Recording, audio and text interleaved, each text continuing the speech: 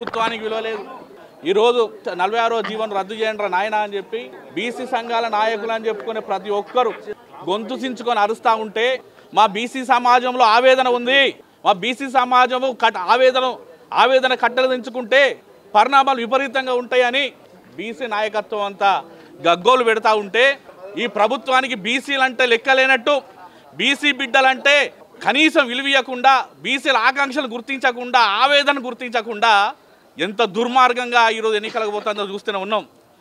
ఆ పరిస్థితిని అర్థం చేసుకొని మా తమ్ముడు ఈరోజు ప్రాణత్యాగానికి సిద్ధపడ్డాడు. దీనికి కారణం ఎవరు? దీనికి బాధ్యత ఎవరు వహించాలి? దుర్మార్గంగా ఉన్న ముఖ్యమంత్రి, ద్రోహం చేస్తున్న బీసీ మంత్రులా, ఎమ్మెల్యేలా అని చెప్పేసి సందర్భం ప్రశ్నిస్తాను. ఈ రోజున వేరే ఏ ఇష్యూ అయినా కూడా ఇక్కడ మంత్రులు క్యూ కడుతురు, ఇక్కడ బీసీ ఎమ్మెల్యేలు క్యూలు కడుతురు. కానీ మా బీసీ బిడ్డ ప్రాణత్యాగానికి సిద్ధపడి ఈరోజు ఈ పరిస్థితిలో ఉంటే బీసీ మంత్రులకు సోయి లేదా? బీసీ ఎమ్మెల్యేలకు సోయి లేదా? నిలదీయాల్సింది ఎవరు? ప్రశ్నించాల్సింది ఎవరు? మా ఆవేదనను ప్రభుత్వం దృష్టికి తీసుకెళ్ళి మా బిడ్డలు సాగు బతుకులో ఉన్నారు, మా బిడ్డల ఆవేదన ఉన్నది, బీసీ బిడ్డలు ఇలా తెలంగాణ రాష్ట్రంలో రగిలిపోతాళ్ళు, మీరు ఎన్నికలకు పోవడం వల్ల అందరూ మనోవేదనకు గురైళ్ళు, మీ వల్ల మా అవకాశాలు పోయినాయని చెప్పేసి బీసీ బిడ్డలు గుండెలు రగిలిపోతాయని అని చెప్పేసి ఎవరు అడగాలి? ఎవరు మాట్లాడాలి? సిగ్గు శరాలు ఉన్నాయా బీసీ మంత్రులారా, బీసీ ఎమ్మెల్యేలారా? మీరు నిజంగా కనుక మీకు మానవత్వం ఉంటే మీరు బీసీ బిడ్డలే అయితే గాంధీ హాస్పిటల్కి రండి. ఇప్పుడు మీరు పిలిస్తే మీరు వస్తారా? మిమ్మల్ని ఓట్లేసి గెలిపించింది ఎవరు? మీకు మీ బాధ్యత లేదా సమాజం పట్ల? మీకు బీసీ బిడ్డల ఆకాంక్షల పట్ల మీకు విలువ లేదా? మీరు 46వ జీవో తీసినప్పటి నుండి ఎన్ని సందర్భాల్లో మాట్లాడారు బీసీ బిడ్డల గురించి? ఎవరు ప్రశ్నించారు ముఖ్యమంత్రిని? మీ ఇచ్చిన హామీని నిలబెట్టుకోండిరా, మీరు ఇచ్చి మీ కామారెడ్డి డిక్లరేషన్ కాపాడుకోండి అని చెప్పేసి ప్రశ్నిస్తామా తప్ప బీసీలు ఉద్యమం చేయాలా? మీరు ఇచ్చిన ఆకాంక్ష, మీరు ఇచ్చిన హామీకి నెరవేర్చమని మేము గుర్తు చేస్తే కానీ మీకు సోయి రాదా? ఈ సందర్భం గుర్తు చేస్తాను. ఈ తెలంగాణ ప్రభుత్వం బీసీల పట్ల నిరంకుశంగా వ్యవహరిస్తూ ఉన్నది. మా ఆవేదనను గుర్తిస్తలేదు, మా ఆకాంక్షను గుర్తిస్తలేదు, మా అవకాశాలు దోసుకుంటాళ్ళు. ఈ పరిస్థితుల్లో ఇలాంటి బలిదానాలు జరుగుతూ ఉన్నాయి. మా బిడ్డలందరికీ కూడా చెప్తున్నాం, అవసరమైతే కొట్లాడుకుందాం, ప్రాణత్యాగానికి సిద్ధపడద్దు. మాయ మాటలు చెప్పి, దొంగ హామీలు ఇచ్చి, దొంగ జీవోలు ఇచ్చి, దొంగ ఆర్డినెన్స్ తెచ్చి, దొంగ చట్టాలు తెచ్చి మోసం చేసిన ఈ కాంగ్రెస్ రేవంత్ రెడ్డి సర్కార్ ఈ విధంగా మా యువకుడు ఈశ్వరాచారి ఆ కారణానికి ఒడిగట్టడానికి సిద్ధమైండు. ఎందుకైండు? ఈ మోసాన్ని సహించలేక. గతంలో 34% రిజర్వేషన్లు 23% తగ్గించి అప్పుడే అన్యాయం జరిగింది పగాలు పలిపిన కాంగ్రెస్ నాయకులు, మంత్రులు, సీఎం చివరికి 17% ఎన్నికలు జరుపుతుంది ఈ రాష్ట్రంలో. అంటే ఏంది ఇంత దౌర్భాగ్యం, ఇంత అమానుషం? దీన్ని సహించలేకనే మా యువకుడు, మా సోదరుడు ఈ విధంగా ఒడిగట్టిండు. దానికి చాలా చింతిస్తున్నాం, బాధపడుతున్నాం. ఇప్పుడు 12 గంటలు దాటిపోయింది, ఇంతవరకు అధికారి ఒక్క రాలే, ఒక్క ఎంపీ రాలే, ఒక్క మినిస్టర్ రాలే, ఒక్క ఎమ్మెల్యే లేదు అధికార పార్టీ నుంచి. దీన్ని తీవ్రంగా ఖండిస్తున్నాం. ఇది మంచి పద్ధతి కాదు.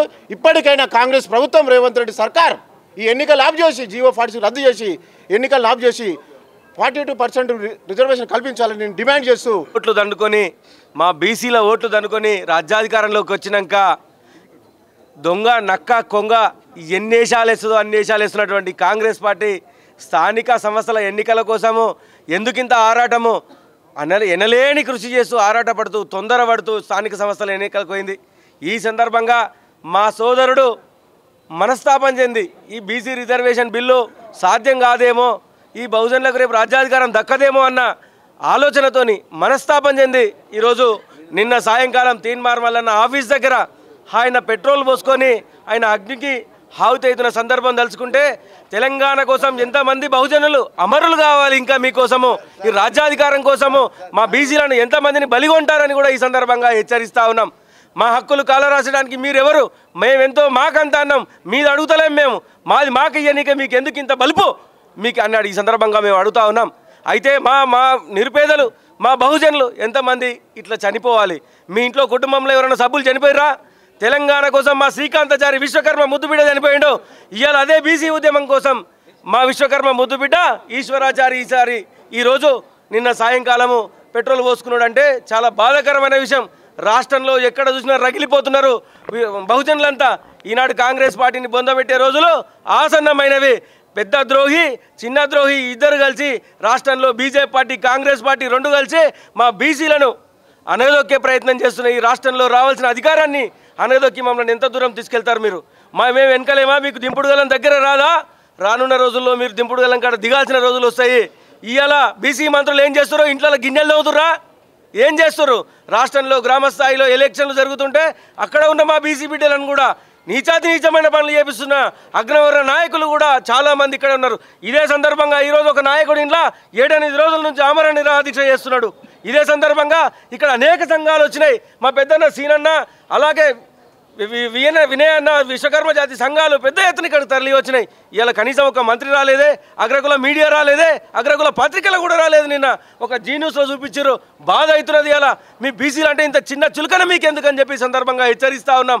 రానున్న రోజుల్లో మిమ్మల్ని బొందబెట్టే కార్యక్రమాలు ఉంటాయి. ఈ తెలంగాణకు జరుగుతున్నటువంటి అన్యాయాన్ని ఆయన ఎదిరించి ఒక ప్రాణత్యాగానికి సిద్ధపడ్డాడు. ఈ యొక్క విషయం మీద తెలంగాణ గవర్నమెంట్ అయితేంది, బీజేపీ గవర్నమెంట్ అయితేంది, బీజేపీ గవర్నమెంట్ సెంట్రల్లో ఎందుకని 9th షెడ్యూల్లో చేర్చలేదు, నరేంద్ర మోడీ ఎందుకని స్తబ్దత వహిస్తున్నాడు? సోదరులకు అందరికీ చెప్తున్నా, ఇది ఢిల్లీలో ఉన్నది, పార్లమెంట్ నడుస్తున్నది. ఈ కార్యక్రమం మీద తక్షణమే ఈ జేఏసీలలో పనిచేసే యువ నాయకులకు అందరికీ చెప్తున్నా, ఒక తాటి మీదకి వచ్చి మనం ఒక కార్యక్రమం తీసుకొని చలో ఢిల్లీ కార్యక్రమం పెట్టినట్టయితే పార్లమెంటుని నిర్బంధించాల్సిన అవకాశం మనకు వచ్చింది. 1,00,000 మందితోటి పోయి పార్లమెంటుని నిర్బంధిస్తేనే మనకు సమస్య పరిష్కారం అవుతుంది. కానీ తెలంగాణలో ఇక్కడ ఏం లేదు. ఢిల్లీ పోదామంటే ఒక 2,00,000 మందితోటి ట్రైన్లలో పోవాలి. జేఏసీ వాళ్ళకి అందరికి చెప్తున్నా, అందరు సమిష్టిగా చేయాలి. అక్కడ గ్రామాలలో ఏమంటారు అంటే ఒక 54 జేఏసీలు తయారై ఎవరి కాళ్ళే పోతుర్రు, అందరినీ కలుపుకొని పోతే ఢిల్లీ గడగడలాడుతుంది. 2,00,000 మంది పైన పోయి ఢిల్లీలో ఓ కార్యక్రమం చేసి పార్లమెంటు నిర్బంధించి అక్కడి నుంచి తీసుకొచ్చే అవకాశం ఇప్పుడు వచ్చింది. కాబట్టి మనోడు ఇట్లాంటి కార్యక్రమాలు ఏ బీసీ సోదరుడు కూడా ఇట్లా తలగవడం, ఇట్లా అకృత్యాలు చేసుకోవద్దని చెప్పి మనం పోరాటం చేయాలి. ఢిల్లీలో ఉన్నది మన సబ్జెక్టు. ఢిల్లీ పోదామంటే ట్రైన్లలో పోయి ఏదో ఒకటి చేయాలి, పార్లమెంటు నిర్బంధించాలి. అప్పుడే మనకు సొల్యూషన్ వస్తుందని చెప్తున్నా. గత 1 సంవత్సరం 2 సంవత్సరాల నుంచి ఎన్నికలు జరిగిన దగ్గర నుంచి బీసీలకు స్థానిక సంస్థలలో రిజర్వేషన్లు కల్పిస్తాము అని ప్రభుత్వం ఆశలు చూపించి కులగణన చేసి చివరికి దగ్గరికి వచ్చినట్టుగానే బీసీలకు అందించినట్టుగానే ఇంకా రేపో మాపో ఇవ్వబోతున్నట్టుగానే మొత్తం ప్రచారం చేసి ప్రజలల్లో కింది స్థాయి ప్రజలల్లో గ్రామీణ ప్రాంతంలో ఉన్నటువంటి ప్రజలల్లో కూడా ఆశలను సృష్టించి తీరా దగ్గరికి వచ్చేటప్పటికి తుస్సుమనిపించేటప్పటికి ఈ రాష్ట్రంలో ఉన్నటువంటి యువకులందరూ కూడా అసలు కనీసం సర్పంచి స్థానిక సంస్థలలో కూడా మాకు వాటా లేకపోతే ఎట్లా, ఇంత అన్యాయమా అని ఒక ఆక్రోశం, ఒక బాధ, ఇంకా ఎన్నడూ మాకు ఈ దేశంలో ఈ రాష్ట్రంలో ఎన్నడూ మాకు రావాల్సిన వాటా లభిస్తుంది అని ఒక బాధ నిగూఢంగా ఎంతోమంది ఈశ్వరాచారి గారు లాంటి వాళ్ళే కాదు, ఈయన దానికి వెంటనే స్పందించి ఆ తట్టుకోలేనటువంటి పరిస్థితుల్లో ఇంకా చాలామంది వేలాది మంది కూడా ఇదే రకమైనటువంటి బాధతో ఉన్నారు. ఆ రకమైనటువంటి పరిస్థితిని సృష్టించి దీనికి బాధ్యత మరి రాష్ట్ర ప్రభుత్వమే వహించాలి, కాంగ్రెస్ ప్రభుత్వమే వహించాలి. అదేవిధంగా కేంద్రంలో ఉన్నటువంటి బీజేపీ కూడా నిమ్మకు నీరెత్తినట్టుగా నాకు సంబంధం లేదు అన్నట్టుగా బీజేపీ కూడా వ్యవహరించడం అనేది కూడా దుర్మార్గం. అన్ని పార్టీలు కూడా ఒకే రకంగా బీసీల విషయానికి వచ్చేటప్పటికీ ఒకే రకంగా వ్యవహరిస్తూ మరి బీసీలను అణగదొక్కుతున్నటువంటి పరిస్థితి ఉంది. ఇటువంటి పరిస్థితుల్లో దీనికి బాధ్యత దీనికి ఖచ్చితంగా ప్రభుత్వాలే వహించాలి, అగ్రవర్ణాలు అగ్రకులాల పార్టీలే వహించాల్సినటువంటి అవసరం ఉంది.